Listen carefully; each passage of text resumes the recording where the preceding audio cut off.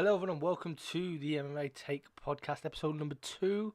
I want to thank you all for joining me in today's podcast. I'm not gonna lie, guys, I completely fucked up in the last episode. I completely forgot to talk about um, Bellator 198. I just forgot that it was on until the Saturday night. I was like, oh shit, there's Bellator on. Oh fuck. Yeah, so I kind of forgot. Don't get me wrong, I do watch Bellator very rarely though. Like, fucking hell, like maybe only when it's the big fights and this heavyweight tournament. I suppose I've been keeping up with this, but other than that, yeah, not really, not really the biggest fan. But um, I am gonna quickly break that down. I'm only gonna break down 2 fights because the other ones just didn't seem that interesting. And don't get me wrong, I watched the whole fight card. And oh my god, there was 5 matches on the main card, and 4 of them ended in submissions. It was absolutely fucking beautiful.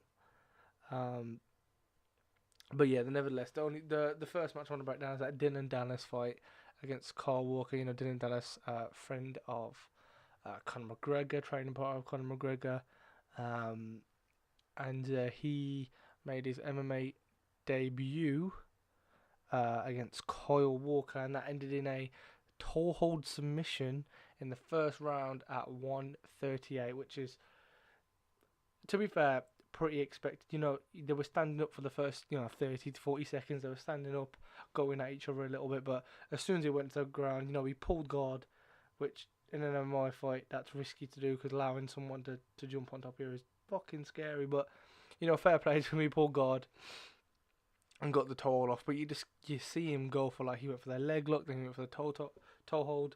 His jiu-jitsu is so fucking unreal. As soon as it goes down to the floor, it is really game over, and you saw him go for about 4 different submissions before he went for the toe hold. So fair play to him, brilliant performance on the feet. There wasn't much on the feet, but I want to say he's getting pieced up a little bit, but not even that badly. He was fine. And then the main event, we had Fedor Emelianenko versus Frank Mir. We had Fedor Emelianenko beating Frank Mir in the heavyweight tournament via TKO punches in like 48 seconds of the first round, which this first round was completely... This whole fight, and by whole fight I mean all 48 seconds of it, was fucking just madness. Absolutely fucking madness. That first exchange. You just knew that this fight wasn't going to go out that round straight away. Both of the guys fucking ripping into each other. It was fantastic to watch. The way the exchanges were going at that moment in time, it looked like Frank was having the best of Fedor. And then Frank just leaned in and boom, Fedor Emelianenko with that disgusting uppercut. And Frank Mir just dropped to the ground hard. I read something earlier today that Frank Mir will not be having his next fight in Bellator, which I don't understand why. Okay, fair play, you can come back to UFC, but you might as well stay there. Like, for example, he could go on and fight Rampage. Rampage is the other guy that lost in the tournament in the first round. I would watch this shit out of Rampage Jackson and Frank Mir. Who wouldn't? Even you had what was the other fight? Oh, Mitrione and Roy Nelson. Roy Nelson. I'd watch fucking Roy Nelson versus Frank Mir any day of the week. What? I don't understand. He should stay. You never. Well, there's all of like 4 or 5 heavyweights in the Bellator heavyweight division. Really, not many people. And you look at that UFC division. There's no chance of him even trying. So unless he's gonna go fight for any old promotion, Ryzen and or whatever, I think personally he should just fucking stay at Bellator and see how it goes. To be fair, it's easier for him just to have better fights there, and fuck it. You know what? Just fuck it. Frank Mir doing Frank Mir shit, and that's what happens when you have 2 years off. I didn't expect Fedor to win that fight, to be fair, but you know what? Fair play to him. And then that was really it for Bellator and the ones that I really want to talk about. Um, yeah, there wasn't really much else really going on. So again, there is no UFC this weekend. It's Why did I have to fucking start this podcast with 2 weeks on the bounce with barely any no UFC? There was that fucking MMA, but kind of forgot. But nevertheless, into the news we go, and the first piece of news I want to talk about is again Bellator rated, just about their ratings and stuff. So I'm trying to find the um oh, okay, so there we go. So for Bellator 198 Fedor vs Mir, the main event drew a 1.5 million viewers, and the overall average for the show was about 838,000 viewers, which is madness because recently their viewers have been like under 200,000, under 300,000, 300,000 at max, really. And it like just it shows what this heavyweight tournament is doing for Bellator, to be fair, because they have been struggling, and to peak at 1.5 million viewers, to get that, that's ridiculous.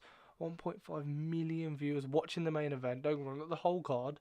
Almost half of those stayed for the whole card. So you got to fair play to that. But you got to think at least most of a couple 100,000 of those views was down to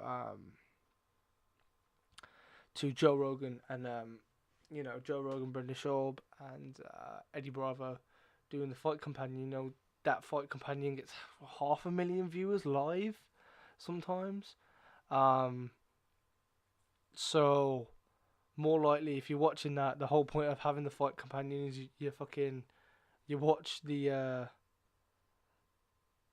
fights, but you listen to the fight companion instead of the normal sound. So it is what it is. But you know what? Fair play to Bellator. That they're finally getting a couple hundred viewers. Hopefully this Bellator,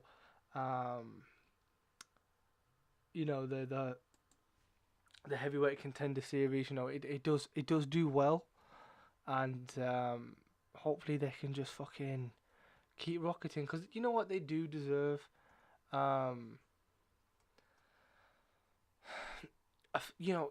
they do deserve it. The fights that they put on and the promotion as a whole is pretty decent. So let's just hope for it to carry on for him. And obviously the next fight in the heavyweight little Grand Prix tournament is in May. I want to say next weekend or the week after, maybe. And that being Ryan Bader versus King Mo, which I am looking forward to a shitload. I feel like that is going to be a lot of fun. With the first round now nearly completed, one fight left, and you've got Chael versus fucking Fedor Emelianenko, which is going to be a fantastic fight. Even though the little promo that he cut at the end of Chael cut that little promo in the cage at the end of the Fedor and Mir fight, it was fucking terrible. But you know what? It doesn't matter. The fight, regardless, is going to be fantastic. Chael Sonnen versus Fedor Emelianenko is a fight that no one ever thought would ever be seen. So for the fact that we're getting that fight, you can't really moan too much. And then on the other side of the bracket, you got Mitch Rio knocking out Roy Nelson.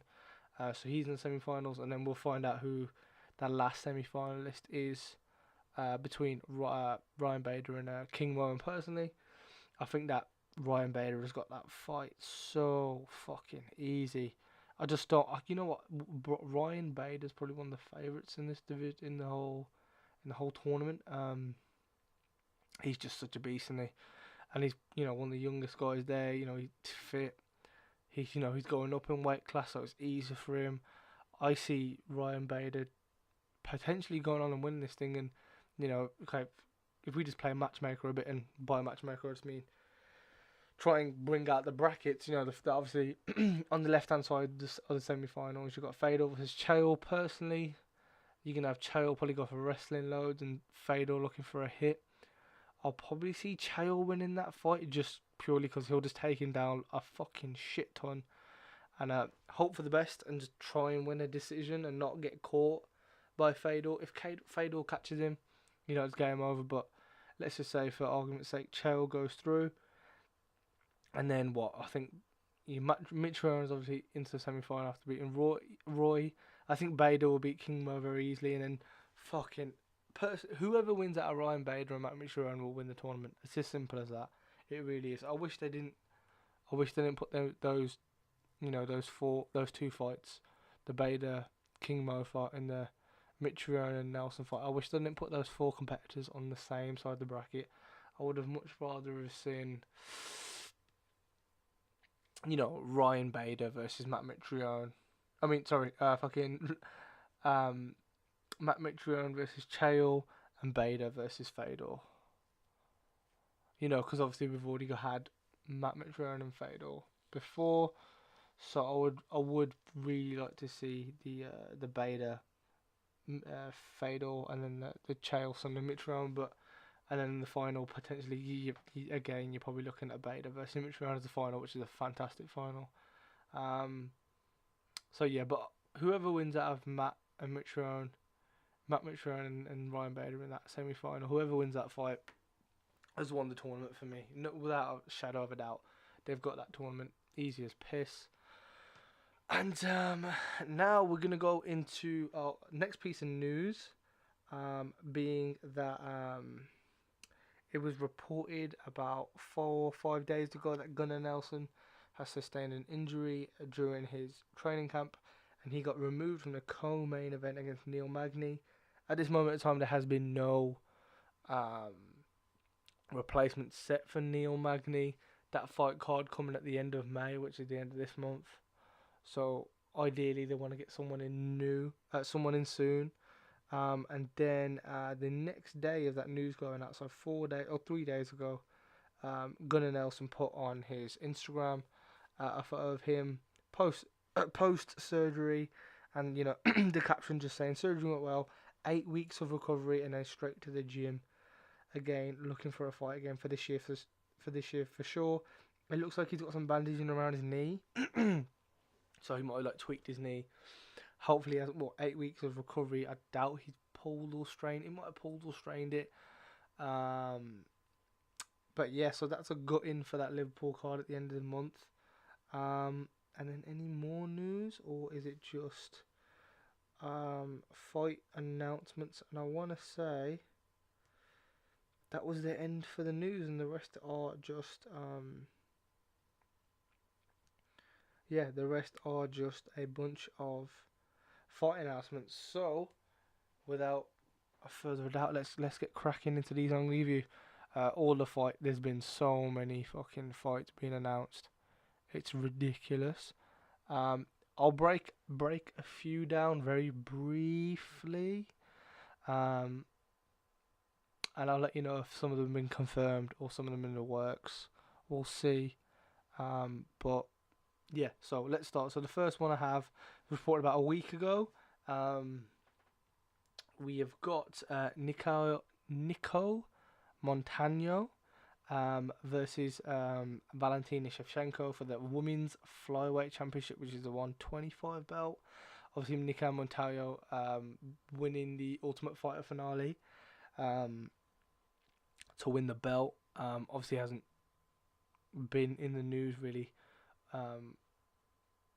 up until then, really. And obviously, Shevchenko, I want to say, has had 1 or 2 fights. I believe she had 1 fight in the flyweight division, so it just makes sense for her to go and take that fight and probably win it too. It's in the works. It's not exactly confirmed, but it is planned for UFC Calgary, which is July 26th.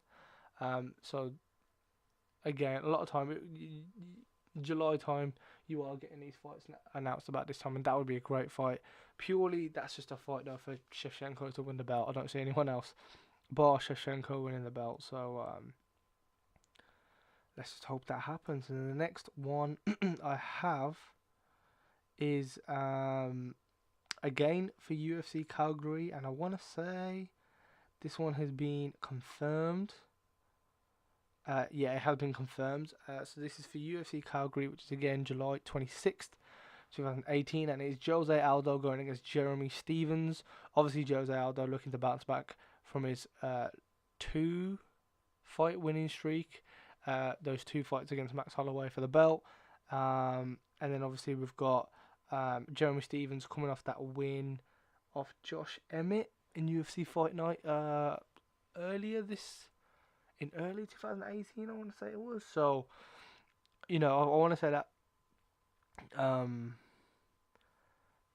Jeremy Stephens has gone unbeaten since that loss at UFC 205 against Edgar. So this is a fucking barn burner. To be fair, Jeremy Stephens ranked 4th, Jose Aldo ranked 2nd. You've got Holloway and Ortega for UFC for that International Fight Week. So that's like UFC 225, I think. So that's early July. And, this fight in Calgary being late July, it just makes sense to get the champion there, and then this most likely being the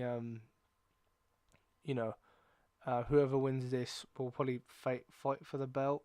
Most likely that'll be Stephens fighting for the belt.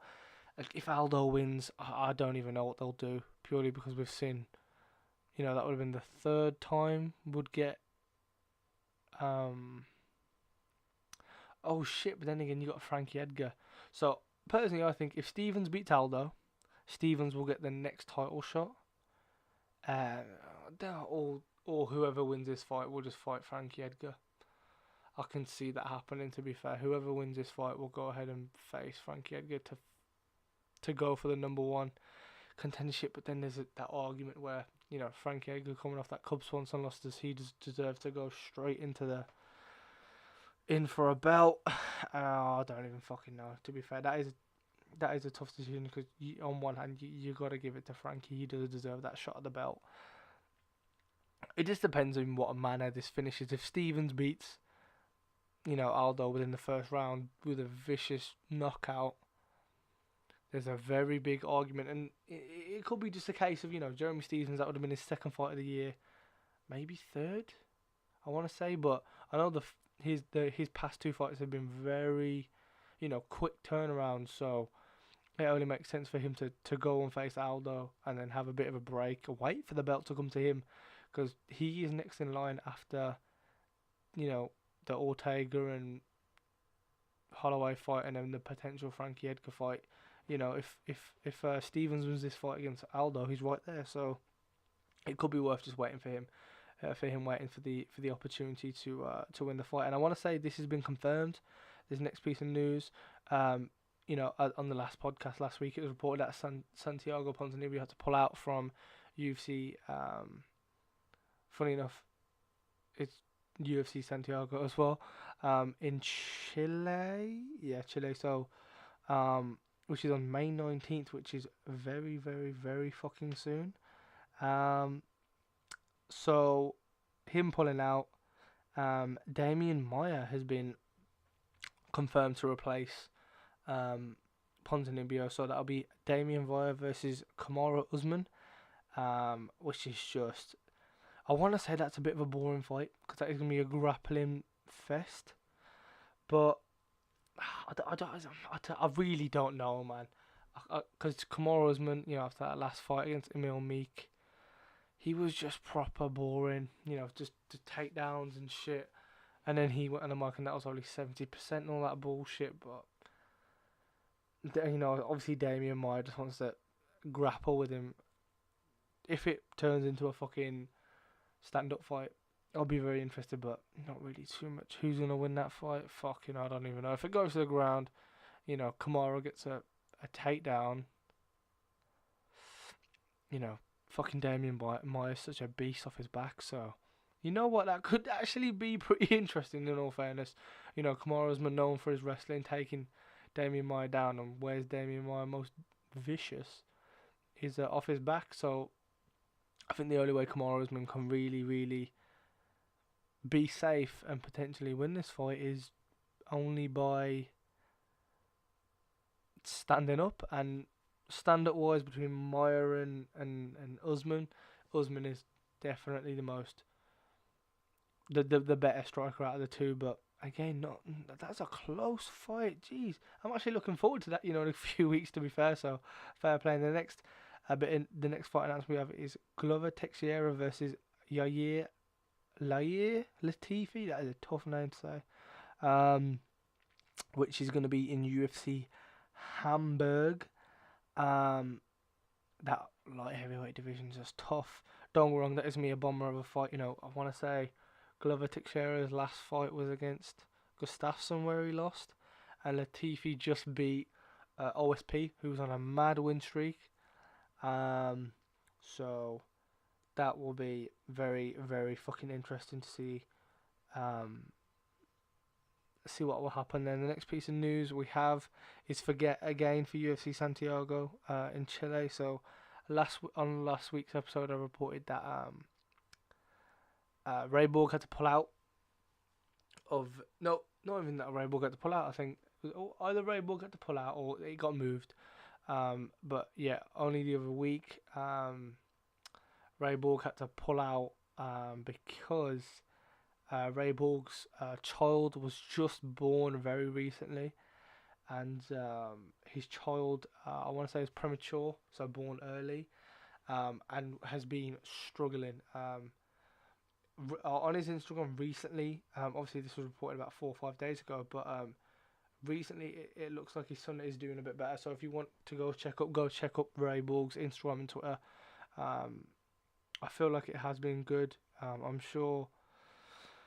I remember seeing a photo of him holding his little boy, and the other photo previous to that was him in an incubator. So he's clearly getting a bit better. So thoughts and prayers to Ray Borg. That's got to be a horrible situation to go through. So he had to pull out of that fight, and then Alexander Pandora has replaced him to face Brandon Moreno at UFC Santiago. That is a flyweight match, by the way. I don't really know much about this Pantoja guy, to be fair. He has got a record of 18-3. He had an 11-fight winning streak that got beaten by Dustin Ortiz in his last fight, I want to say. And then Brandon Moreno hasn't competed since August 2017, where he fell short in a decision loss to Pettis. He was also on an 11-fight winning streak that was snapped. So both of these guys are unranked, but I want to say whoever wins this fight, I know Brandon Moreno had a lot of steam in the flyweight division. He was beaten, and to get a fucking match against fucking Pettis is pretty high up there. So I want to say whoever wins that fight will probably go ahead and get on, get ranked in the top 10. So fair play to that. And the next fight we have, which I'm fucking excited for, it is announced for the Ultimate Fighter finale, which is Team Miocic versus Daniel Cormier, which is the day before the International Fight Week. No, it's on International Fight Week, but it's the day before the big UFC pay-per-view event. This will be on the Friday night, which is July 6th. And we have Brad Tavares going against Israel Adesanya, which is just, I can't wait for that fight. Brad Tavares, an absolute beast, a record of 17-4. He's an off-season fight. He's just fantastic. And obviously everyone knows about Israel Adesanya, absolutely tearing up the UFC. He fought pretty recently and just, he looks special. He does look very John Jones-esque. Just how fluid he is, his kicks, everything's snapping perfectly for him. So personally, at that fight, I do see Adesanya taking up the victory there, carrying on his he'll be 14-0 record. I feel like in that welterweight division, middleweight division, he's gonna be an issue. He'll be an issue 100%. And then the next fight that we have confirmed is, not confirmed. Well, it is confirmed, but it's been rebooked. Which is Michael Chiesa versus Anthony Pettis. Obviously, was meant to be on UFC 223, and obviously, we know what happened there.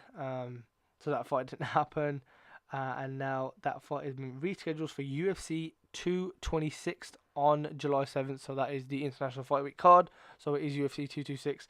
That fucking UFC card, 225 and 226 is fucking ridiculous. Those cards are absolutely I can't even fucking believe it. They're absolutely ridiculous cards. Obviously Michael Chiesa coming off that submission loss. Was it a submission? It was that weird decision where Michael Chiesa tried to fucking clench up his neck or something like that, and when Kevin Lee had that rear naked choking, and it got he didn't tap, but he got stopped early. And obviously Sergio Pettis, I want to say, his last fight was against Jim Miller. And then he also lost to Dustin Poirier, and then after that beat Jim Miller in his most recent fight. So again, this fight is just, I was looking forward to this fight regardless anyway. So, Michael Chiesa versus Sergio Pettis it's going to be a great fight. Don't really need to break that one down. It's going to be a beast. Next fight that we have is for UFC. How do you even say this? Bose? It's July 14th. Where is Bose? Fucking no idea. But their fight is Junior Dos Santos versus this guy's name just tough, man. Balgoy Ivanov? No idea. Just no idea. He's 16-1, and obviously Dos Santos being 18-5. Dos Santos coming off that loss to Stipe for the belt. Bose, I don't even know much. He is he's making his debut in the UFC. So fucking hell, making a debut in the UFC, and he's getting a fucking a main event slot. So fair play to him. The Bulgarian heavyweight is a decorated wrestler. And he's previously fought in World Series of Fighting and in Bellator. Oh, okay. Don't even know much about him.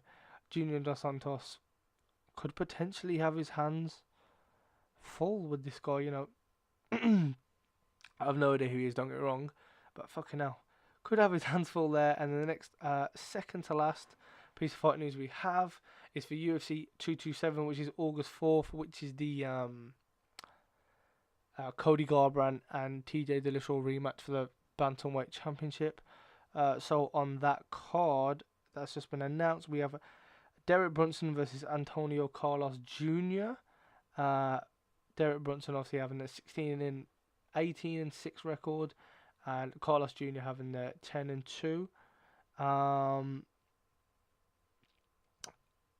want to say that he beat Lyoto Machida in his last fight, but I can't remember. But Carlos Jr. was the former Ultimate Fighting Brazilian winner, and in his past 3 fights, he got 3 submissions, and one of them being against Tim Boetsch. So looks to be an interesting fight. Brunson coming toward the end of the career. This Carlos Jr. kid looks like he's coming on the up. So that'll be interesting. And the last piece of news, the last fight that has been confirmed for today's episode, again for UFC Calgary. This fucking UFC Calgary card looks absolutely ridiculous, by the way. I don't know if this is the main event. I don't think it is. But it is Joanna Jędrzejczyk versus Tisha Torres at UFC Calgary, July 28th. Fucking hell, what a card. I'm a big fan of Tisha Torres. She just got unlucky. I want to say unlucky, but she was in that fight against Andrade, but Andrade is just such a little beast. And obviously, Jędrzejczyk coming off 2 losses now to Rose Namajunas. I think this is a fucking fantastic fight. There wasn't a better fight that they could have done to pick these 2 against. So I'm looking forward to that. UFC Calgary. UFC in general, everything just looks fucking amazing at the moment. But I want to thank you all for listening for me ramble, chat shit for about a good half an hour. I do appreciate you lot tuning in and listening. If you have any you know, contributions, anything that you think, anything that you're excited for, shout me a tweet at the MMA Take. I finally got it right for once, so that's always fun. Wherever you're listening this to, on fucking iTunes, SoundCloud, Stitcher, Spotify, where else are we? YouTube, wherever you are, look in the description. All the links will be in the description for the YouTube channel, the Twitter. Obviously on the YouTube channel, we've just started a Mike Perry career mode, which is so much fucking fun. Enjoying the shit out of that, so that's a lot of fun.